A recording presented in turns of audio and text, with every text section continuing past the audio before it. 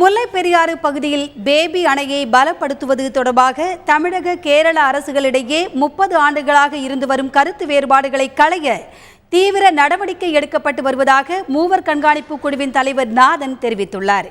முல்லை பெரியாறு அணையில் ஆய்வு நடத்த வந்த நாதன் செய்தியாளர்களிடம் பேசிய போது இதனை தெரிவித்தார். முல்லை பெரியார் பேபி அணையை பலப்படுத்தணும் அப்படின்னு சொல்லியிருந்தோம். அதுக்கு தமிழக அரசு தமிழக அரசு அதுக்கு நிதி ஒதுக்கியும் இதுவரைக்கும் எந்த அடிப்படை எதுவும் எடுக்கல. அதுக்கான ரெண்டு அரசுக்கு இடையில இன்று நேற்று இல்லை 30 வருஷமா பிரச்சனைகள் இருக்குது. அதெல்லாம் சால்வ் ஆகணும்.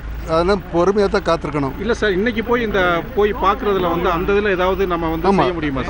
அதான் இதுவும் அதனுடைய கட்டம் தான்.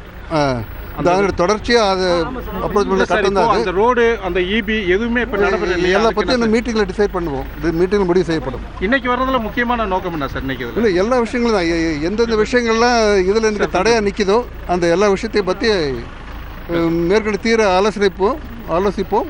ஒரு முடிவுக்கு எப்படியாவது போவோன்னு நம்பிக்கை இருக்குது.